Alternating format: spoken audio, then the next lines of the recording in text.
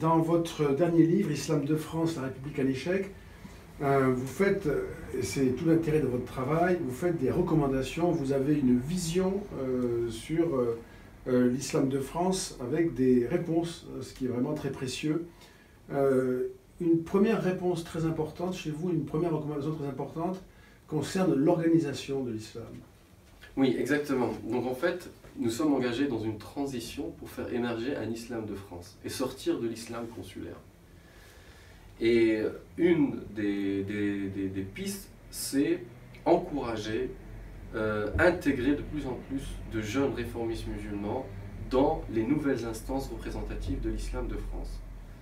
Ça a été fait avec l'instance de dialogue avec l'islam qui a été mise en place par Bernard Cazeneuve, mais il faudra aller plus loin. Il faut sortir du monopole de l'islam de France, du CFCM, qui est tenu exclusivement par les fédérations des pays d'origine, pour élargir la représentativité. Ça, c'est un premier point. D'autres points aussi pour ce passage à l'islam de France, c'est la question des imams. Et notamment, je parle des 300 imams qui sont financés par la Turquie, l'Algérie et le Maroc.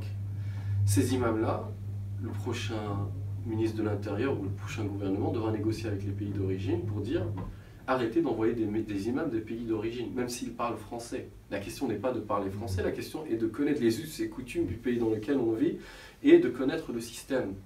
Donc dire clairement, vous recrutez, vous pouvez continuer à recruter des imams, mais qu'ils soient nés en France, qu'ils soient binationaux, c'est pas grave, s'ils sont franco-algériens ou franco-marocains ou franco-turcs.